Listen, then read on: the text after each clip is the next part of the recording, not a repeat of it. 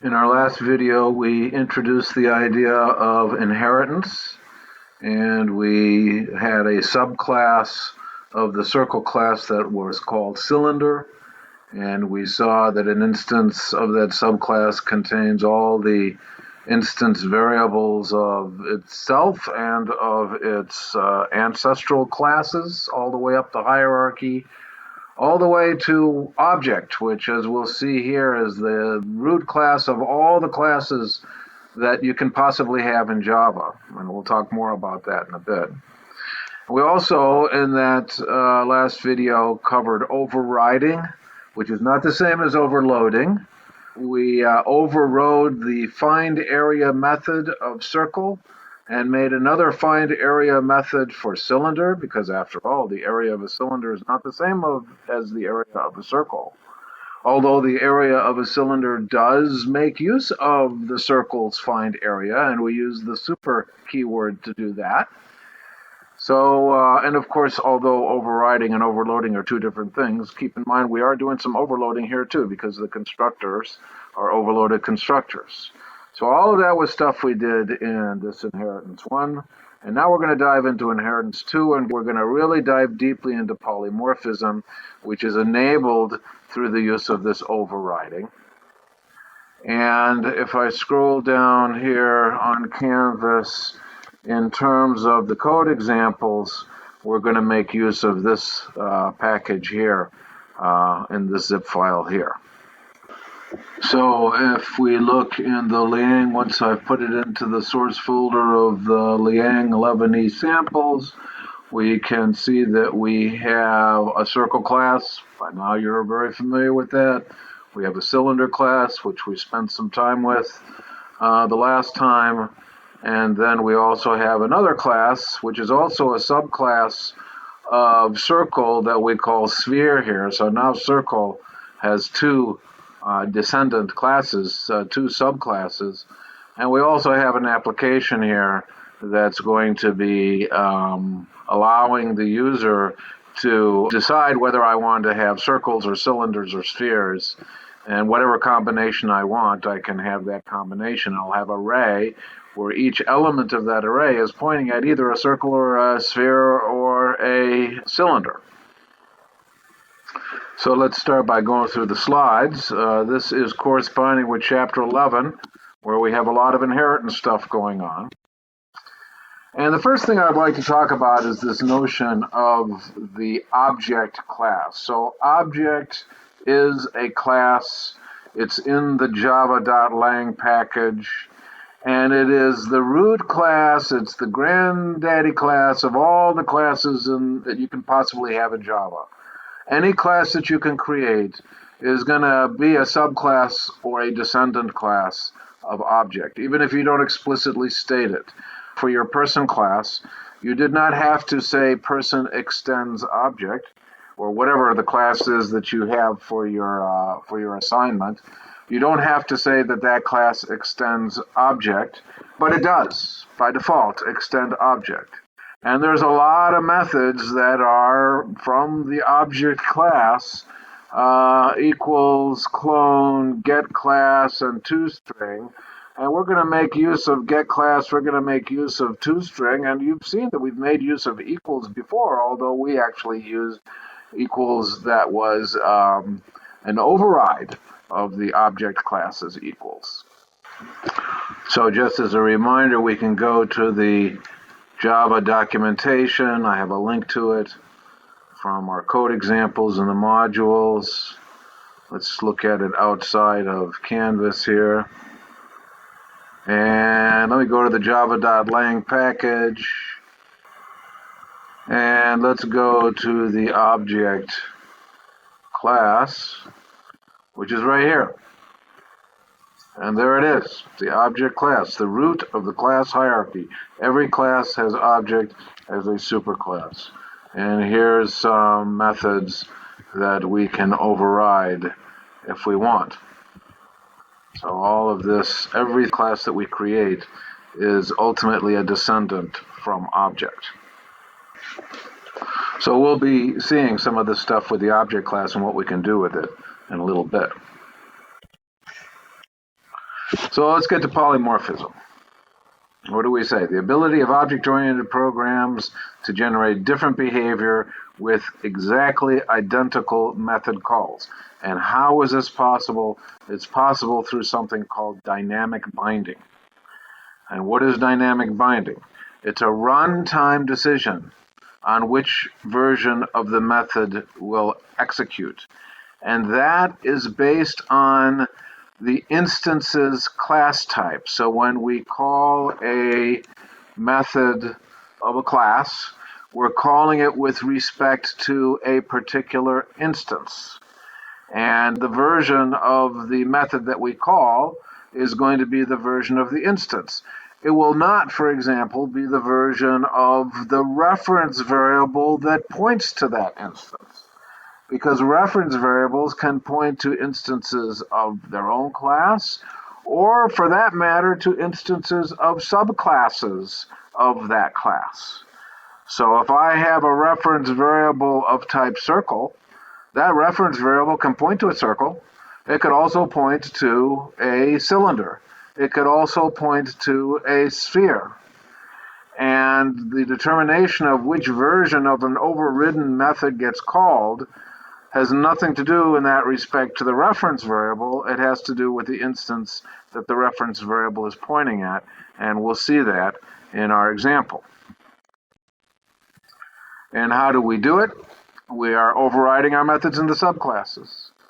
And then we're going to declare a reference variable of the superclass type. We will see that. And then we're going to instantiate. And when we instantiate and put into that reference variable, we can instantiate a superclass instance or a subclass instance. So we can instantiate whatever we want to have pointed at by that reference variable, as long as it is either an instance of the class, of the data type of the reference variable, or of subtypes. And then we perform the method call, and it's the instance that's determining whether it's the superclass or subclass version. This is dynamic binding. You're not going to know at compile time what the reference variable is pointing at. You're not going to know that until you have, in fact, instantiated. And this is a key difference between overriding, where dynamic binding is taking place, and overloading, where based on the types of parameters that are passed, the compiler can know which version of the method is supposed to be called. So here's our circle class. And we got our radius and our constructors and whatnot. You'll notice also that we are overriding the object class's toString method. We'll see what that effect is going to have. It'll be interesting to see what the effect is going to have. So toString is a method of object. Circle is a subclass of object, whether it says so or not. So here we are overriding the object class's toString method. We'll look at behavior of that in a bit. And similarly, here we have cylinder, same thing. So cylinder would be overriding circle's toString, which in turn is overriding object's toString.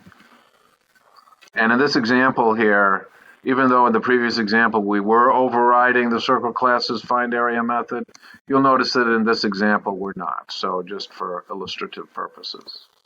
And then here's our new class called sphere. And sphere has a default constructor and an overloaded constructor. Notice in sphere it's not even explicitly calling super. So if it's not calling super, then by default, the default constructor is going to be called. And so we didn't really need to call super here. And here we're invoking super's overloaded constructor. So a sphere extends a circle. When we instantiate a sphere without any arguments, it's going to be the default version of the circle's constructor that will be invoked as well. You'll notice that in this class there's no member variables, so I don't have any getters or setters. I do, however, have another find area, right? This is the area of a sphere. And we also have a find volume here. And of course, we're also overriding the toString. And here's a UML diagram for it. So here is circle, which itself is a subclass of object, as you can see.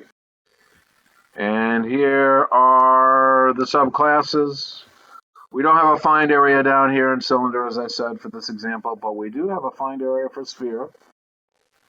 And anything else I wanted to say about this? Yes. Each subclass has its own version of find volume. Very interesting to note. There's a find volume in a cylinder. Makes sense. A cylinder is a three-dimensional object. Also a find volume in a sphere. That makes sense. But notice that there's no find volume of circle, and that's going to have some implications for us as well. So to recap here, sphere is overriding the find area method of circle. Cylinder is not, however. Both of them, however, have a find volume method. And all throughout, we are overriding the superclass's two-string method in this hierarchy. And notice the notation.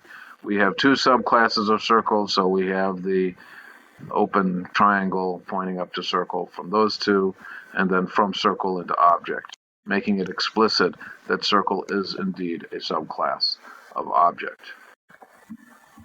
And of course, object is the root of all classes. And we can also say that circle is a direct subclass of object because circle doesn't extend anything, which means that it extends object. So now that we've looked at the code for each of the individual classes that we're going to create instances of, let's see how we're creating those instances. And we'll look at the main method of the application class. And so here's this main method, and you'll notice that we're creating an array of type circle. And we got a loop where we're asking the user to enter something. By the way, we're making use of what's called an input dialog. We'll see a little bit of GUI stuff happening here as well in this example. And depending on what the user enters, we're either going to instantiate a circle or a cylinder or a sphere. So the user is going to make a decision at runtime. Do I want circles? Do I want cylinders? Or do I want spheres? Or do I want one of each? Or do I want two cylinders and one circle? Or one circle and two spheres? Or whatever combination I want. That's happening at runtime. We don't know that when this program has been compiled. And then we have another loop that's going to be doing a number of things with these, as we will see. So again, we have created an array of type circle. So what has happened as a result of this statement? We're going to have an array of elements that have no pointers in them, no values in them until they get instantiated, until we have instantiation and assignment into each of the individual elements, as we see down here. And so that'll obviously be on the heap, this array. And of course, this variable right here is a local variable of the main method. And notice what it's saying here. The instances may be any descendant of circle. So I can make an instance of a circle and put it into that element of the array, or of a cylinder and put it into that element of the array, or of a sphere.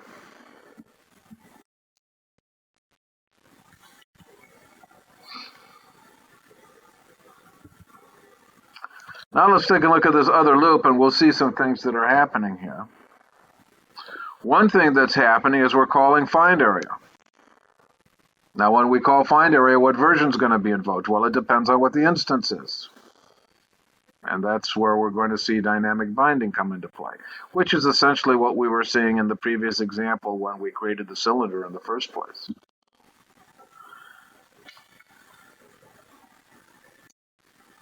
Notice here we're making use of the object class's getClass method, and that's going to show me what the class is of that particular instance. And we'll see that when it runs. I'm going to print that out. Notice also that I've got a print statement, and the only thing I have here is the array element. I'm not calling any method off the array element. I'm not looking at any member variable off of the array element. All I got is the array element, and what's that going to do? That's going to cause the toString method to be invoked. one thing that you might notice, if you have, for example, if you just had an array, whatever type it was, and you just did a print line with that, it would be telling you something that was coming from the toString method of the object class. And so we're going to see that by just printing an element of the array, what it's going to wind up doing is printing the specifics of what the toString method of the particular instance does. And we saw that we had overridden toString in a number of cases, and we'll see what the effect of that is. Notice here the use of this operator instance of. Okay. Instance of is a useful operator, which what we have to the left of the operator is a reference of some kind of an object, and to the right of the operator is the name of a class.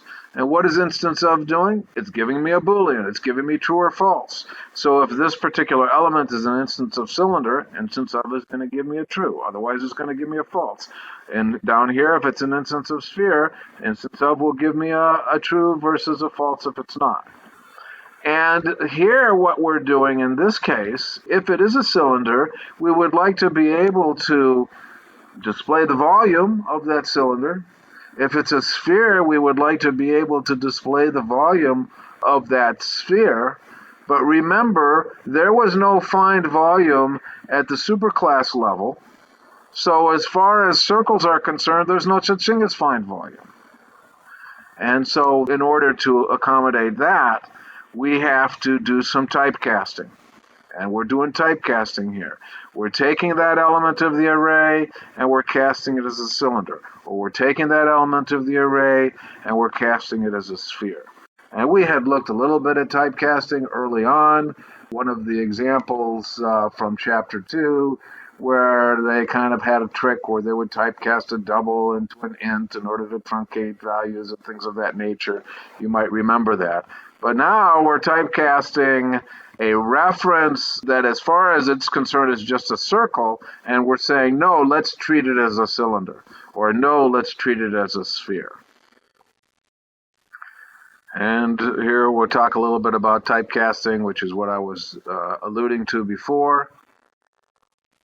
And why do we need to do the typecasting? Because as far as the circle is concerned, circle class, if I tried to say circle sub I dot find volume, I'm going to get a syntax error because circles don't have a find volume. And so that's what this is talking about. And so here's what's happening when we cast. We're preceding the variable identifier with the name of the data type in parentheses. And there we have it, right there.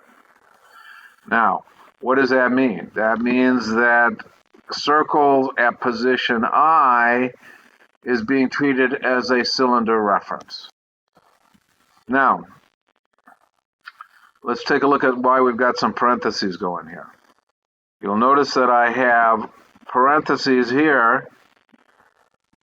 So within these parentheses is when I'm doing the typecasting.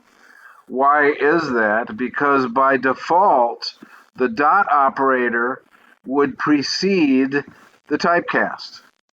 So we would be basically trying to say circle sub I dot find value and then typecast that. We don't want that. So we're overriding that precedence. And so we're making the typecast itself take place before the dot operator takes place. So it's only after we've typecast that element of the array to be a cylinder that we then apply the dot operator and try to invoke the find volume method. So let's take a look and see this happening in memory.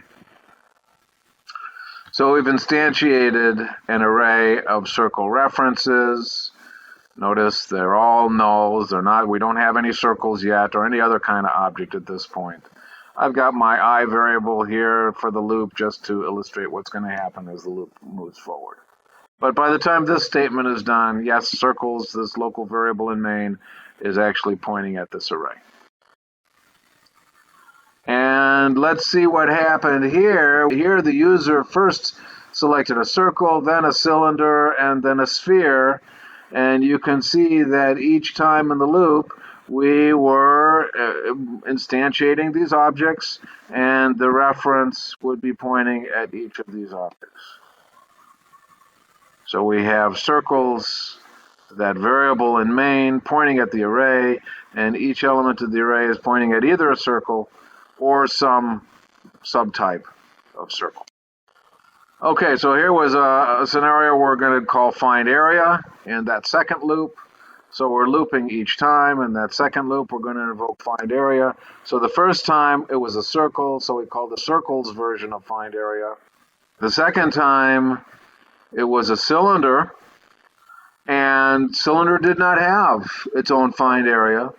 So again, we're calling the circles version of find area. And the third time it was a sphere, which had its own version. So we're invoking the sphere's version of find area. There's dynamic binding taking place, depending on the instance, not depending on the variable's data type, which was of type circle array, or for that matter, each element here of this array was of type circle. It didn't depend on that. It depended on what the instance was. Again, illustrating the notion of dynamic binding. So I'm going to run this. Well, let's see how it behaves. And then we'll look at it in the debugger. Notice what popped up here. This is called an input dialog. We're making use of some GUI stuff, and we're going to dive into GUI later after we've finished this inheritance stuff. We're going to start diving into GUI and database stuff as well. You'll notice that we had inherited something here, javax.swing. This is actually an earlier version of the GUI libraries, and we'll compare Swing with something called JavaFX in a few days. So it's asking me to enter 1 or a 2 or a 3, and it's looping here each time, asking me to do that. It's going to receive a result, which is going to be a string. It's going to try to parse it as an integer using the integer wrapper class, which I had talked about a little bit before. And let me go ahead. I'll make a sphere for the first one, and then I'll make a circle for the second one, and I'll make a cylinder for the third one. And then let's take a look and see what all this output is showing us, and we'll see where this came from. So it says this is a sphere, this is a circle, this is a cylinder. And then we're seeing that element 0 of the array is an instance of this particular class, Polymorphism Example, which is a package name .sphere. And element 1 is an instance of this particular class. And element 2 is an instance of this class. When showing the area for the sphere, it's going to be using the sphere's version of area. But when showing the area for either the cylinder or the circle, it's using the circle's version of find area. And you'll notice that it's also for spheres and for cylinders, it's showing the volume, but it's not trying to show the volume for circle. That would be silly. There's no such thing as the volume of a circle. So let's look at the code and see what was happening. So this line right here, this is a sphere, this is a circle, and this is a cylinder. All of that came about as a result of this print line statement in our second loop of main. And so I is 0 or 1 or 2 with the parenthesis. And here was the case where all it did was try to print circles at position I, which means that the toString method was invoked. And remember, in sphere, we overrode toString. And in cylinder, we also overrode toString. And in circle, we also overrode toString. So that's why the output that came out depended on what the instance was. Now the next line for each time in the loop is making use of the getClass method, which is a method of object. And what is getClass returning? It's returning the name of the class, as we can see here. And then find area is the overridden method. So circle has a find area, and also sphere has a find area. The sphere's find area did something special, but the cylinder's find area didn't. It was invoking the circle's version, because there is no find area of cylinder. And then finally, we had these if statements. And if this condition passed, we knew that this element here would be pointing at a cylinder, and that's where the typecasting took place in order to invoke the proper find volume.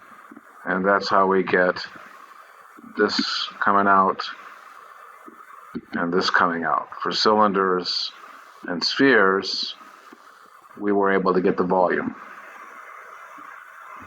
Let me play around with this a little bit. I'm going to change circle in order for it not to have a two-string method. And that should be fine, because if it doesn't have a two-string method, it's just going to invoke the object's version. So let's try running it again. I'll run it. This time I'll say the first one's a sphere, and the second one's a cylinder, and the third one's a circle. And look what it stated here, because for the circle, it did not say this is a circle. It printed out exactly what the object's two-string method prints, which is essentially the identifier of that particular instance right there. And so that was the effect of not having two-string overridden. If I want to try one more thing, let's go to cylinder and get rid of that one. And let me debug that, or run it. And let's say this time I'll make, I don't know, a circle and a cylinder and a sphere. Oops, I didn't make a sphere. I got an exception. See, I wasn't doing some very good exception handling here. Let me run that again. I said I put 4 instead of 3. So make a circle, a cylinder, and a sphere. And there we have it. And you can see that in both the circle and the cylinder versions, which don't have the two-string method, it was defaulting to the object versions of two-string. Let me do one other thing. Let's take a look and see what this array looks like in memory. So I'm going to put a breakpoint right here, right after I've created all of the objects. I'll put a debug here. It's going to ask me now to enter. Put these down here. Okay, it's going to ask me to enter the values. So we'll make a circle and a cylinder and a sphere. And now we have circles. What's the data type? Circle array. And the one element is pointing at a circle, and the other element is pointing at a cylinder, and the other element is pointing at a sphere. So you can see a sphere has none of its own variables, but it does inherit the radius from above. So hopefully that gives you some flavor of how polymorphism works. And I think I'm going to stop for here. I will want to talk about a few other things related to some of the more advanced features of inheritance and object orientation in a subsequent video.